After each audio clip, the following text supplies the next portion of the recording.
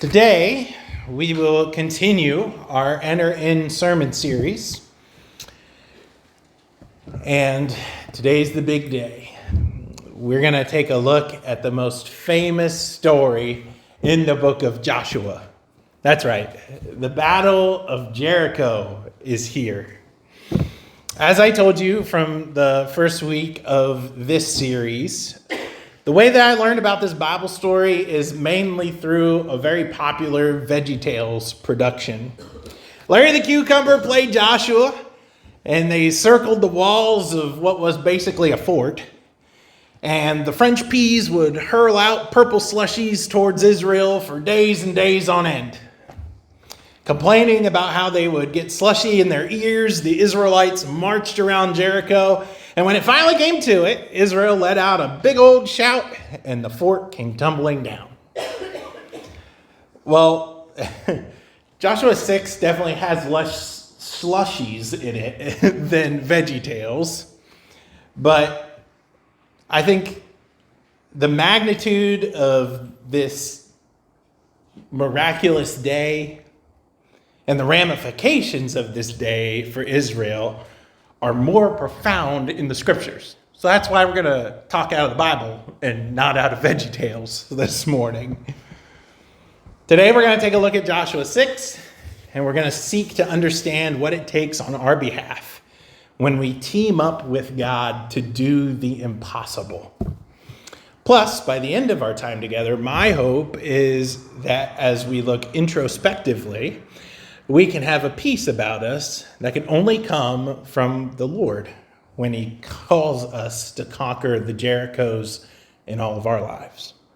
I want to invite you to follow along as I read Joshua 6 out loud to you today.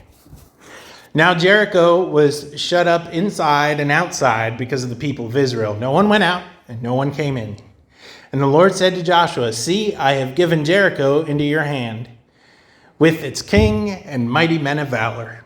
You shall march around the city, all the men of war going around the city once. Thus you shall do for 6 days.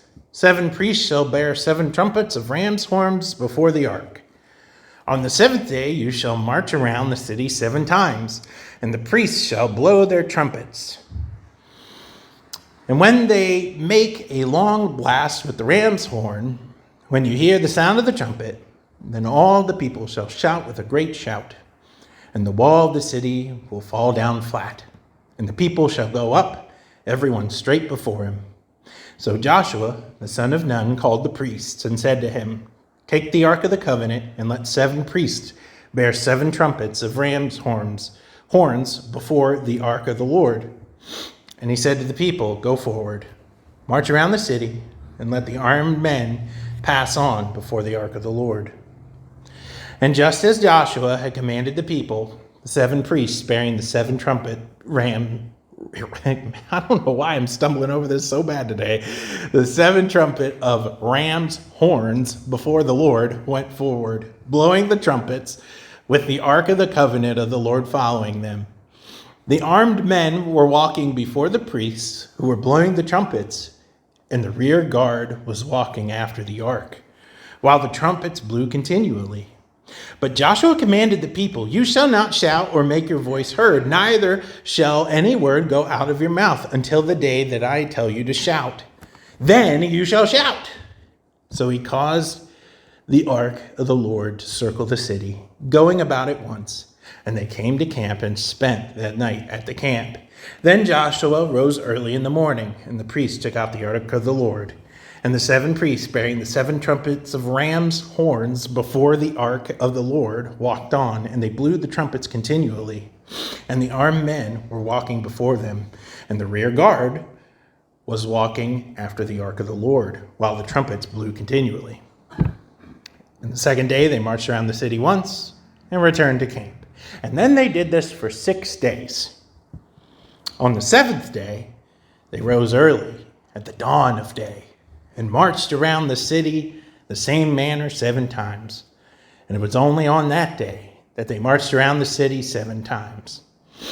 And at the 7th time, when the priests had blown the trumpets, Joshua said to the people, "Shout, for the Lord has given you the city and all that is within it shall be devoted for the Lord for destruction. Only Rahab the prostitute and all who are with her in the house shall live, because she hid the messengers whom we sent.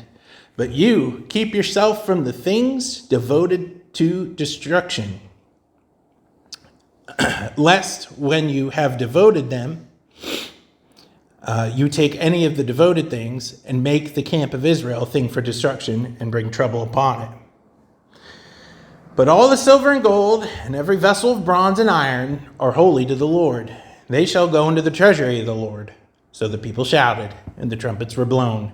As soon as the people heard the sound of the trumpet, the people shouted with a great shout, and the wall fell down flat, so that the people went up into the city, every man straight before him, and they captured the city. Then they devoted on the city to destruction, both men and women, young and old, oxen, sheep, and donkeys, with the edge of the sword. But the 2 men who had spied out the land, Joshua said, "Go into the prostitute's home and bring out from there the woman and all who belong to her, as you swore to her." So the young men who had been the spies went in and brought out Rahab and her father and her mother and brothers and all who belonged to her.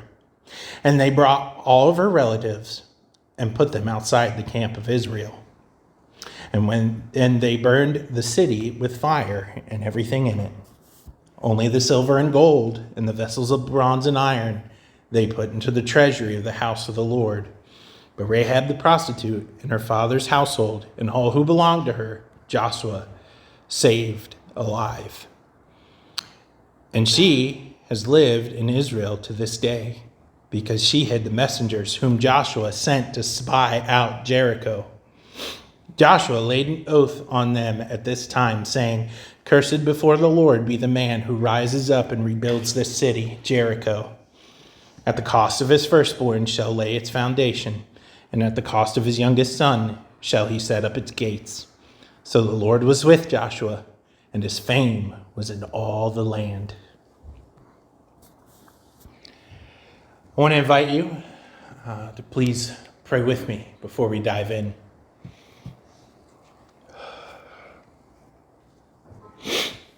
Father, I come before you, a servant to your call. May you speak through me in spite of me, and let us do justice to your word this morning. Amen. As I stated to you before, I want to show you 2 takeaways that explain how we should go about our business when God calls us into the impossible. I believe those truths can be found here in the story of the Battle of Jericho. Then at the end, I want to give you encouragement and peace over the next time God does this with you. Because yes, Christian, these battles matter. Our first takeaway that we can gather from Joshua is simply this: we must be open to God calling us into what looks impossible. Very similar to our first sermon in the series, you're not going to see the blessings behind God's plan if you never get off the couch. The closed-minded Christian who balks at every hard thing that God throws at them will never fully see his power and his might. I want to explain to you today just how impossible of a task God is presenting to Joshua. So I want to read for you again the first 7 verses, maybe, of this story. Now Jericho was shut up inside and outside because of the people of Israel. None went out, none came in. And the Lord said to Joshua, "See, I've given Jericho unto your hand, with its king and mighty men of valor. You shall march around the city, all the men of war going around the city once. Thus you shall do for 6 days. 7 priests shall bear 7 trumpets of ram's horns," here we go again, "before the ark On the seventh day you shall march around the city 7 times, and the priests shall blow their trumpets. And when they make the long blast of the ram's horn, you will hear the sound of the trumpet. Then all the people shall shout with a great shout, and the walls of the city will fall down flat, and the people will go up, everyone straight up before him. So Joshua son of Nun called the priests and said to them, take up the ark of the covenant, and let the 7 priests bear 7 trumpets of ram's horns before the ark of the Lord. And he said to the people, go forward, march around the city, and let the armed men pass on before the ark of the Lord. This task sounds pretty enormous, right? Walk around a bit, shout a little, play a little jazz number on that trumpet you got there, and I'll give Jericho to you just like I promised. Man, Joshua had to have thought that the Red Sea was wild. But now he's face to face with Jericho. Just to put things into perspective, I want to talk to you for a moment, historically, what's going on. First, let's talk about the walls that are set to just fall over. Many archaeologists agree that the inner city of Jericho had 2 sets of walls. One was the outer wall, then followed by a sloped uphill banking, followed by another wall behind it. And these walls were speculated to be 6 feet thick, about 12 to 14 feet high, with a 6-foot mud top on top of that wall. And at each corner of Jericho was a 28-foot tall corner tower, times 2 walls. Some of you might wonder why there's a ladder here in church today. One reason is, well, in spite of my best efforts, I can't get rid of them. So I might as well use them as sermon props. And so I want to show you today, for perspective, just how big these walls are. Now, I want to call forward Adam this morning, if you would come up here. Some of you know who Adam is. Some of you don't. Adam is my best friend, and I never told you this, but one of the reasons I like you so much is because I've watched you handle a ladder a time or two, and you're pretty good with it. So, Adam, if you can help me, we're going to try not to take out a chandelier when we do this, but if you can stand on this end, I want you to help me stand this ladder straight up. Put your end down. This is why I need that. Well, I did want to hit a chandelier, so that's what I was most concerned about. All right, now we're going to hold it this way. Man, look at it. Look at it. Just hold this ladder. All right, Adam, this ladder is 14 feet tall. How tall are you? 5'11". Okay, we'll be kind. You're 6 foot tall. Could you imagine the height of this ladder, and then on the very tippy top, I'm not talking about the top rung, but I'm talking about the very top of this ladder, you standing on top of it. If I can hold it up, will you walk up there? We have faith in God, Adam, not Pastor Zach.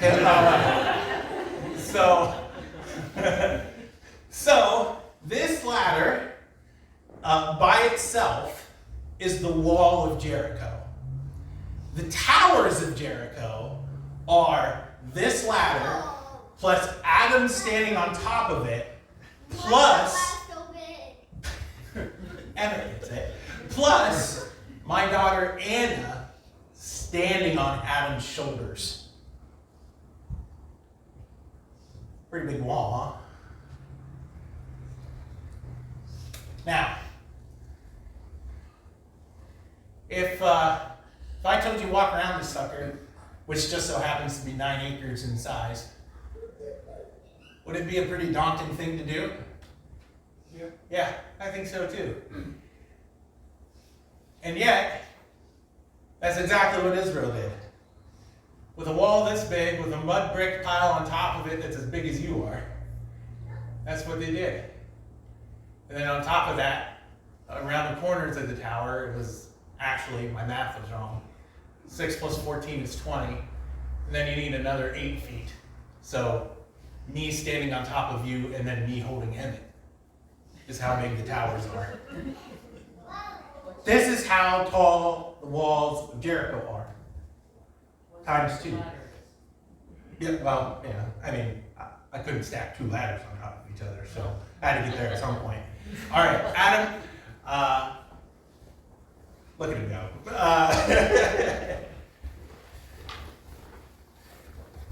Everybody give Adam a hand. Thank you.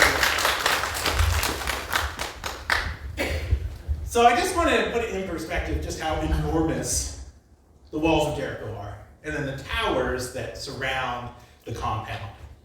The inner compound, so the inner square of Jericho, is 6 acres big. And the outside wall, the wall that Joshua marched around, is speculated to be about 9 acres big. Inside the inner wall, you'd find about 1,200 people stacked and living on top of one another. The innermost part of Jericho is extremely difficult to traverse. It's a city that is made to never fall. By the way, you're going to make it rubble in a week by marching around it and shouting loudly, and God's going to do the rest. So with all that information, that sounds pretty impossible, right? But you see, God does this kind of stuff all the time. We living in 2024 are so quick to dismiss the process of God because of the times we're living in. And the world just doesn't work like this anymore, as we're so quick to exclaim. Well, friends, what if these folks in the Bible approach the impossible like many of us do today? In Genesis 6, we read about Noah's Ark. God tells Noah, I want you to team up with me. Build a boat. Why? Well, it's going to rain everywhere. The world's going to flood. And Noah goes, excuse me, God, what's rain? It's never done that before. Teaming up with God to conquer the impossible. Exodus 16, we learn about Israel starving as they wander around crying out to God. And he says, just have faith in me and I will give you food. Suddenly manna and quail fall from the sky. 1 Samuel 17 talks about a scrawny little shepherd boy that probably couldn't handle a 14-foot ladder. And he goes face to face with a giant of Palestine, David, called out by God to defeat Goliath. Daniel 3, we're met with 3 characters, Shadrach, Meshach, and Abednego, told by God to do the impossible. Keep your faith, and I will keep you alive in the face of a fiery furnace. You will not burn up. And the king gazes upon the fiery furnace, and he sees not 3 people, but 4. Jesus is with them. Matthew 14, Jesus calls out to Simon Peter, get out of the boat. As he climbs out of the boat, and after a short while of flailing, Jesus holds his hand and says, ye of little faith. He himself finds himself standing upon the water. Acts chapter 9, the man who is the most detrimental figure in that moment, Christian history, Saul, gets blinded by God and is told by God, if you follow me, I will restore your sight. And he does that. And Saul becomes Paul. A little while later in Acts 14, we read about this same man who was called by God to just simply have faith and he will take care of him. Brought to the edge of town, ready to be stoned by those who hate him for his faith. And Paul is stoned. And yet, in an era where if you're stoned, you die, Paul lives. And he's recovered. Figures in the Bible achieving the impossible. with God. Christian, time and time again, God calls those who have faith out into the impossible. And in order to conquer the Jerichos of the modern day, we also must be willing to venture on out there where the odds are stacked against us through the power of faith and just simply let God do the rest. We must be open to the impossible becoming possible. All right, now I'm open to it. Now what? Say I do get up. Say I venture on out there to that big old daunting world and say that I do go out there with God to conquer the Jericho of my life. How do I go about it? Well, Christian, Joshua has an answer for you here as well. Where'd the phone go? Thank you, Kim. So if you happen to listen to the sermon online, that part where I seem like really far away, now you know why. I want you to follow along with me as I read verses 10 through 15 as we ponder, okay, now I'm off the couch. How should I act once I'm out there? But Joshua commanded the people, "You shall not shout or make your voices heard, neither shall any word go out of your mouth until the day I tell you to shout. Then you shall shout." So he caused the ark of the Lord to circle the city, going about it once. And they came into the camp and spent the night at the camp. And then Joshua rose early in the morning, and the priests took up the ark of the Lord. I'll stop there at the end of verse 12. Our second takeaway has to do with how you hold yourself in the face of the impossible. When venturing on out into the impossible, walk with humility. I want to ask you, how many of you consider yourself to be a competitive kind of person? Every one of you on this side of the room should raise your hands because you've taken that responsive psalm to heart for 3 weeks now. So, how many of y'all consider yourself to be a competitive person? All right. And out of you who've raised your hands, how many of you just live for the times where you know the competition is in the bag? Whether it be a game of cornhole, boggle, or a simple foot race, it feels really good for us who are competitive when we know we have the upper hand. Sometimes for us competitive folks, we tend to brag when this happens. I mean, the wind's in the bag. We got this. Why not talk a little smack along the way? Well, unfortunately, this is the exact opposite of how God wants us to go about conquering our Jerichos. You see, Israel knows that this battle is already won. Standing on the edge of the promised land, God has already laid out his plan. They know the win is secure, or at least they should. The game is tailored for them to win. But what happens here? Silence. No bragging, no boasting, just humility. Because Israel knows what's about to happen. Joshua tells this group to just simply stay the course. This passage echoes a New Testament teaching that I want to share with you. Because this thread runs through the totality of the Bible. 1 Peter chapter 5, verses 6 through 7 reads, "Humble yourselves, therefore, under God's mighty hand, so that he will lift you up in his own good time. Leave all your worries to him, because he cares for you." In the VeggieTales classic, the French peas are quick to boast. It actually becomes a really recognizable musical number about how they want to rub it in the face of Israel during those 6 days. As they chant from the top of the wall, "Keep walking, you won't knock down our wall." Could you imagine if Joshua didn't approach this conquest in a spirit of humility? The glory wouldn't belong to God anymore. It would belong to Israel. And that's just not how God works. So next time, God puts this task of overcoming something impossible in front of you. Don't venture on out there and brag online about how you're going to become a better person after all this is said and done. Don't boast about how well you are doing in your battle against the Jerichos in your life, because at the end of the day, the glory belongs to the Lord. This story shows us walk with humility. So now we know how to get off the couch, and we know how to walk once we're moving in our adventure with God against the impossible. Now you might be asking, so what? Why should I even do this? What's in it for me?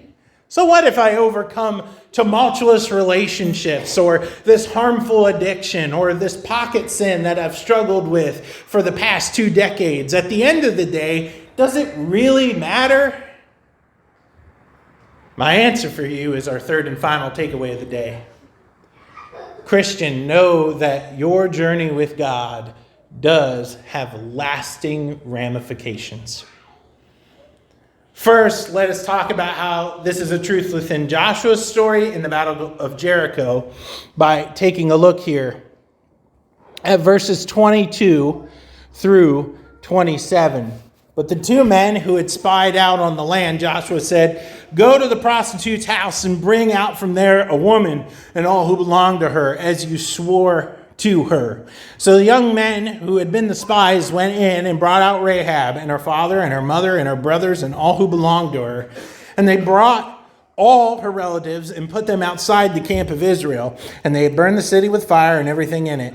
Only the silver and gold and the vessels of bronze and iron they put into the treasury in the house of the Lord. But Rahab, the prostitute, and the father's household and all who belonged to her, Joshua saved alive.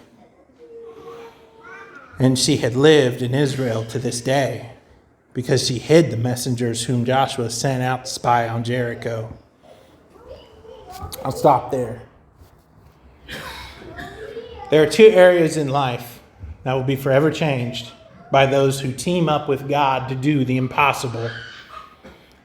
If you don't think this adventure matters, let me tell you what is impacted by these kinds of conquests for God's glory.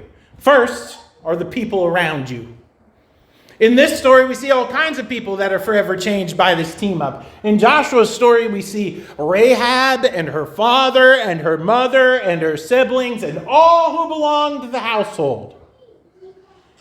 All those lives are changed forever. They are given a place, a new home, just outside of Israel, to continue to gaze upon the glory and majesty of the Lord. Don't believe this concept holds water? Don't believe your journey has the power to change the lives of other people? Let's take a look at a passage that we reviewed this week in our Bible study, which just so happens to be every Wednesday night. Y'all should totally come. In John chapter 4, verses 43 through 54, hear these words. After 2 days, he left for Galilee. This is Jesus. Now, Jesus himself had pointed out that a prophet has no honor in his own country. And when he arrived in Galilee, the Galileans welcomed him. And they had seen all that he had done in Jerusalem and the Passover festival. So they had also been there for a while. Once more, he visited Cana in Galilee, where he had turned the water into wine. And there was a certain royal official whose son lay sick at Capernaum. When this man heard that Jesus had arrived in Galilee from Judea, he went to him and begged him to come and heal his son, who was close to death. "Unless you people see signs and wonders," Jesus told him, "you'll never believe." The royal official said, "Sir, come down before my child dies." "Go," Jesus replied, "and your son will live." And the man took Jesus at his word and departed. While he was still on his way, his servants met with him.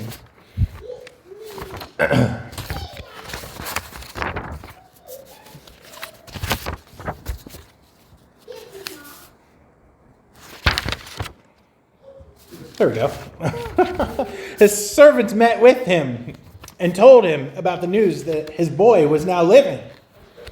When he inquired as to the time when his son got better, they said to him, "Yesterday at 1 p.m, the fever left him."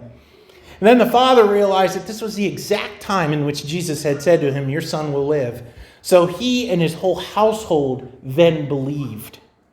This was the second sign Jesus performed after coming from Judea to Galilee. The people that God intentionally surrounds your story with, just as he did with the centurion and Israel here in this story, could very well be saved for all of eternity simply witnessing your faithfulness to the Lord and seeing his awesome wonders. Can you remember? Do you know who in your life you witnessed God doing amazing things through that sparked your curiosity about God? Not only are there lasting changes among people, but know that God is purposefully using these kinds of impossible adventures to redeem things for his glory, things that will forever be changed for the better. First, look at the story of Joshua. The promised land was filled with wickedness, idol worship, and sin. God is wiping that clean here in Jericho by starting over. And in fact, by the end of the selection we read together, we see here that God will not see that Jericho falls into the wrong hands again without punishment. His holy people are now occupying this land, filling it with works, words, and wisdom of the one true God. Part of this promised land is now redeemed through this battle. What about our story? Where's the redemption here that lasts forever? Where's this long-standing impact that happens because of these impossible team-ups? Well, I refer to you a passage that you heard in this room not too long ago. Revelation 21, 1-4. Then I saw a new heaven and a new earth. The first heaven and the first earth had passed away, and there was no longer any sea. I saw the holy city, New Jerusalem, coming down out of heaven from God, prepared as a bride, beautifully dressed for her husband. And then I heard a loud voice from the throne saying, "Look, God's dwelling place is now among the people, and he will dwell with them. They will be his people, and God himself will be with them and be their God. And he will wipe away every tear from their eyes, and there'll be no more death or mourning or crying or pain, and the old order of things will forever pass away." You see, Christian, God's in the business of redeeming people, places, and things. Don't be surprised if he asks you to move a couple mountains to make a redeeming, long-lasting impact on the world we live in. For many of us, our journey with Christ has made us into an overcomer. Whether it be the sins you never thought you would beat, hardships you thought would last forever, impossible pain and sorrow, toxic relationships, or impossible addiction. Christ helps us overcome what we deem is impossible. Today, my hope for you is that you remember just how far God has brought you, conquering impossible after impossible things. Who do you know in your life right now is staring down the barrel of the impossible? Who do you know that needs to hear the story of Joshua and learn that God often calls us to conquer the impossible every day? And that when we venture on out there, once we do so, we walk with a spirit of humility. And who do you know that needs to be encouraged by the fact that in this walk they take, this task that they perform by faith matters, because their journey with the Lord could very well impact the lives of others. Be encouraged, Christian, to know that in every impossible task, in every Jericho God calls you to conquer, it's for his glory and his honor and for his witness alone. This is God's word for God's people. Amen.